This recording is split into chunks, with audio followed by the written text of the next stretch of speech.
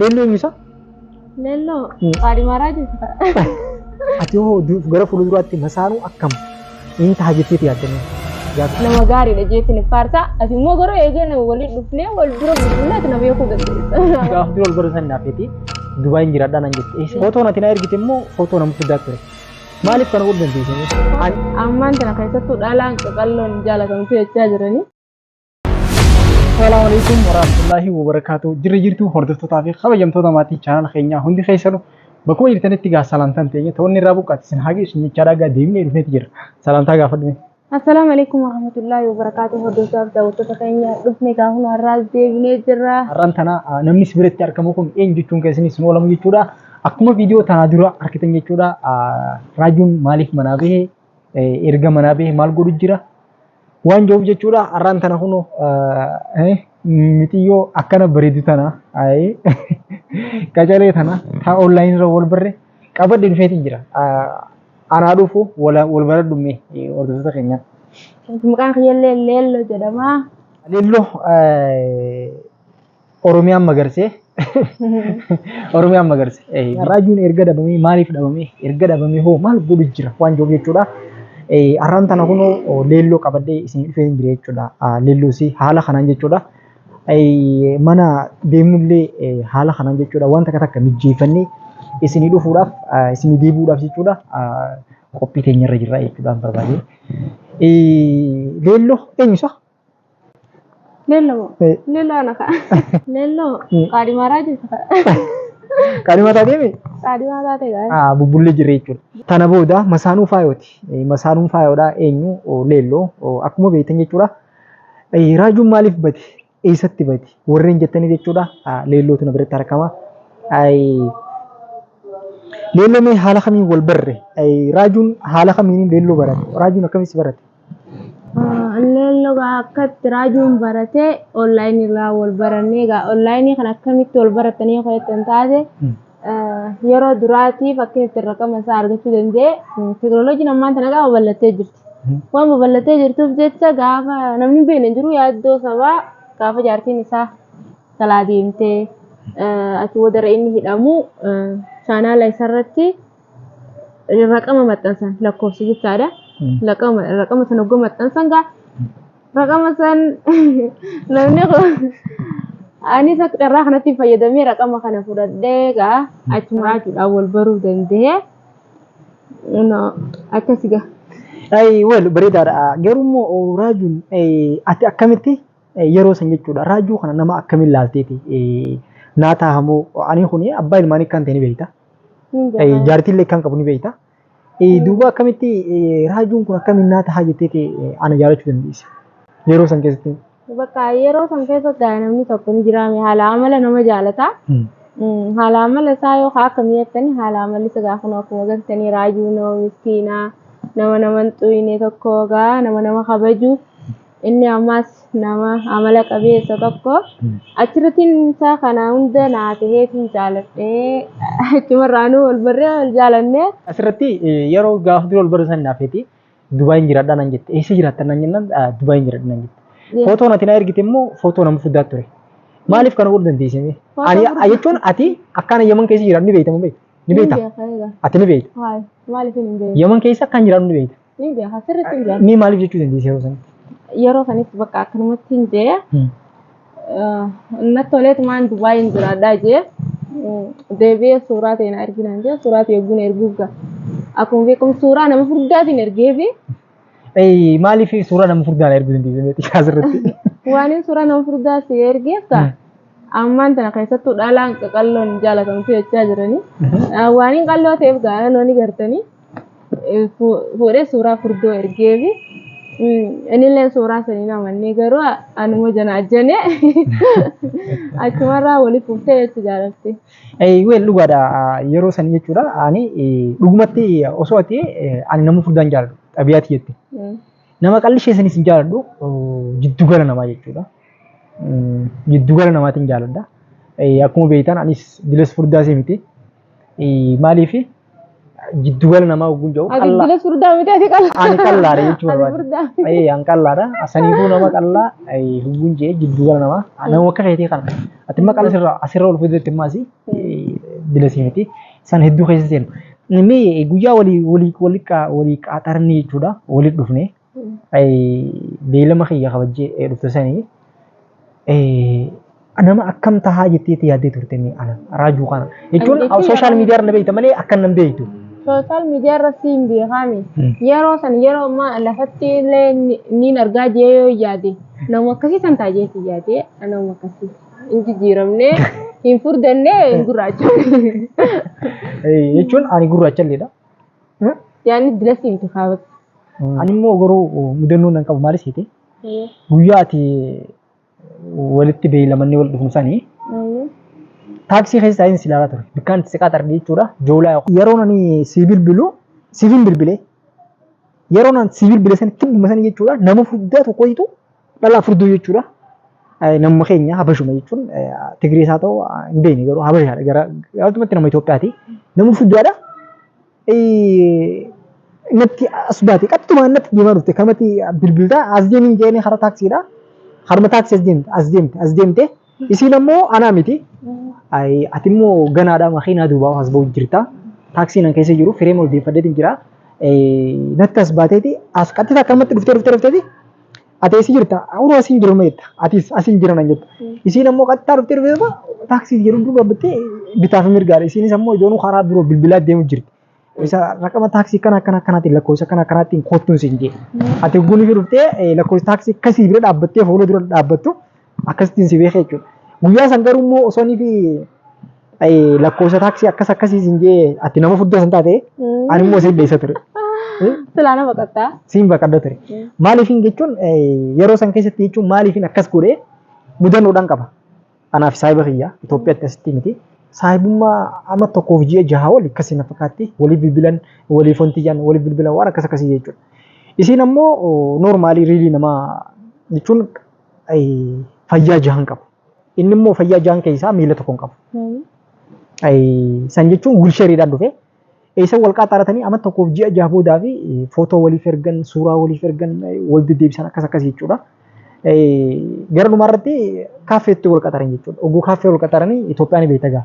Bakka kaafteeriyaa buna dhuganitti wal qaxaranii achitti oguu dhuftu taatu jalqaba dhufee taa'u jira. Inni wiilsheerii irraa caqaa'ee karaa irraa caqaa'ee uleedhaas ifuma cinaa dhaabeetuma korsii irra taa'u jira. Boodarra immoo oguu laslaasaa xiqqoo dhuganii nyaata nyaatanii laslaasaa dhugan dirqama gaananii maaligaa mana fincaanii dhaquun nama barbaachisaa mire. Oguu lafaa ka'ee ol ka'ee kireenchi fudhatu. Yoo ani dura jette beekadhu ani badii jette maaliif waan akkasiitu jira isin maaliif jeen waan tokkoof waggaa jaaf hanga inni hamma madaqee deemuun afannee ture isin kutte jechuudha waan akkasiifaatu jira mudannoo akkasiifaatu jira osoonii fi nama akkasii ta'e hoo jechuun waan akkasiifaa nama mudata jechuuf isin Sooshaal miidiyaa hara tokko wal barani yeroo guddaa namaa dhugaadha akkas ture. Amma jechuun amma namni as gubbarra wal fuudhu kun hundinuu gizanii wal bira dhufan rakkoon akkanaatu waan baay'ee deemaa jirtu keessattuu biyya amantan akka hedduu rakkoon akkanaatu deemaa jirti. Kana ture jechuudha wal dhufeenya keenya haala kana ture. Imi akkuma isin jetti leelluu duuba nama akka miidhagaansidha. Amallisiidha. Haalaa fi amallisiidha. Eenyuutiin ibsuu dandeenya. Anga ammaan tan leelloo nama akkamii yoo kan taate abbaan zaman ammaan tana abumaa faarsa ani fumaan faarsa. Maaliif kana xabiyaan siinaa naman tokko waan akkanaati bakka nama gaariidha jeetiin faarsa ati immoo garuu eegeen waliin dhufnee wal bira bubbuleet na beekuu dandeessa. Amala kiyyeessa. Saniifuu amala kiyyaa waliin hogguu tutturree bubbula keessa. Turre keessa wal barraa jechuudha. Egaa. Wel gaariidha. Tokko tokko sooshaal miidiyaa irratti waan deemaa ture ni beektanii. Ani immoo waan san hundaafuu jechuudha raajuun akkamitti faayoo bareedduu san dhiisee leelloo bareedduu tan fuudha. Jechuun keessan isin oolamu. Akkasuma faayoo bareedduu san dhiiftee akkamitti leelloo fuutaa leelloonis bareedduu tan. Maaliifi? Faayoo jibbeetii miti. Akka isin dhugumatti piraankiin guddattee yeroo takka jechuudha. Piraankiin guddattee lola fiddii. Diddeebii keessa piraankiin godhatu isin faayoon jechuudha. haa ta'u malee ani immoo pirankii sanii haala sanitti yaadne yeroo takka durii jenaan jetti yeroo takka waan akkas akkasiiti waan hedduu dubbachaa turte haa ta'u malee ani immoo xabiyaan biyya akkasillee miti akkuma nagartan kana silaa gaa xaaliyaanis abbaatu faarsa seeti jee naatu jeeqa si jee miti ani sifumaan daada garuu immoo moorirra caalatti isinii kana walii galchee wal taatanii akka isin waliin jiraattan godhuun dirqama kiyya.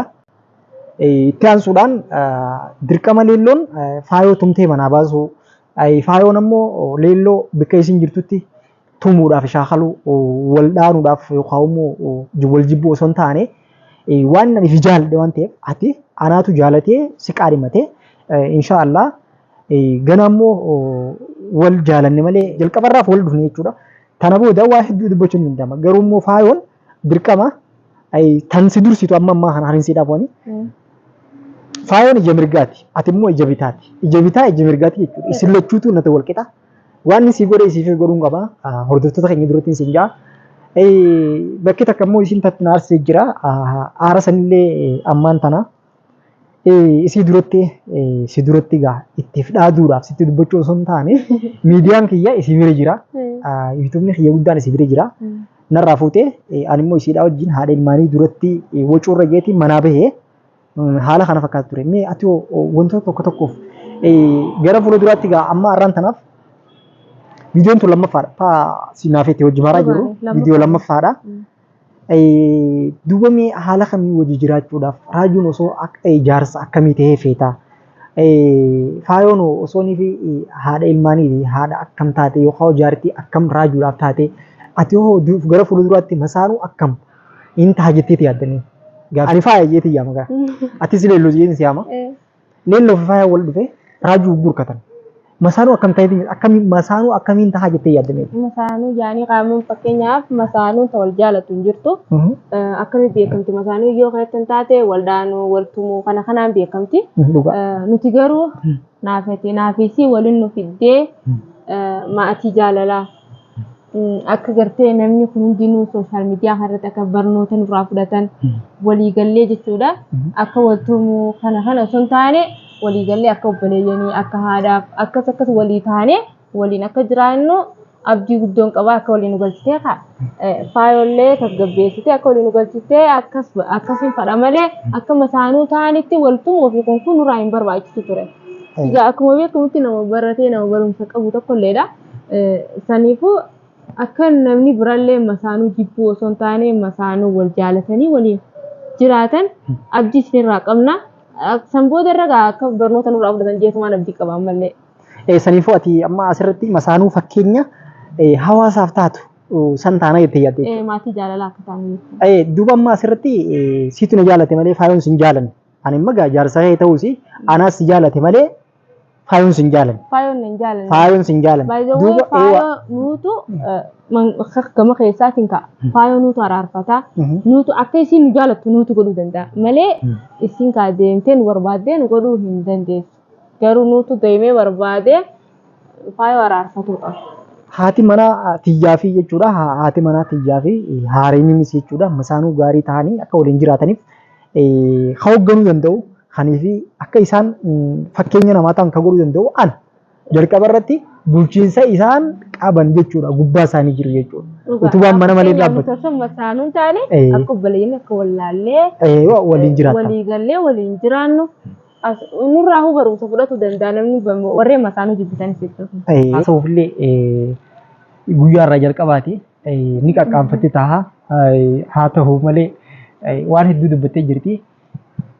Kana fakkaata jechuudha. Garuu immoo namoonni tokko ati faayoo dhiiftee akkamitti fuutaa waan jettaniif sanii gaafiilee tana isin deebisuufillee yeroo nama fudhatte garuu immoo faayoo dhiisee leelloo qofa fuudhee leelloo bira jiraachuuf miti. Isaan lachuutu akkuma tana dura isin jechuudha wal taasisee walii galchee waliin jiraannee jaalalaa fi gammachuudhaan kan wajjin jiraannu ta'a jechuudha. Viidiyoon kun isinitti dheeratee jira ta'a. Kanaafuu waan hordoftaniif waan dhaggeeffattaniif baay'ee galatoomaadha. Har'aan tana guyyaa irraa duraati jechuudha. Itti fufa qophiin ta'e jechuudha. Kanuma fakkaata mi'oonni jettu waliin jiraatu. Wanni biraa dhaamsina qabu warreen gartee faayoo maaliif dhiiftee leelloo fuutee kan taate leellogaa nama isa alaa qabdee manatti deebisuuf jirtu. Masaanullee tajibbamtu miti masaanullee jettanii faayoo dhiiftee isii fuutee faayoo ilmaaniitii hafuun qabdu. Faayoon akka obboleeyyanii taaneeti waliin kan jiraannu taha. Dhaamsi kiyya kanumaa gaa warreen komantii babbaddu barreessanillee komantii babbaddu hin barreessinaa isiniin jaa hanga viidiyoo biraatii walitti deebinutti gaa nu faana turtii gaarii. Turtii gaarii isin jechuun waan hordoftaniif waan dhaggeeffatanii baay'ee taggalatooma bakkuma jirtanis nageenyi isiniif haa baay'eetu akka keenyatti jechuudha. Dubara babbareedaa yookaan immoo shamarra babbareedaa fuudhaan isin jechuu barbaada. Oromoon horree haa baay'ennu jechuudhaaf isin jechuudha. Waan hordoftaniif turtii gaarii isin jechuu barbaada. Bakkuma jirtanitti nageenyi isiniif haa baay'eetu. Salaamulla.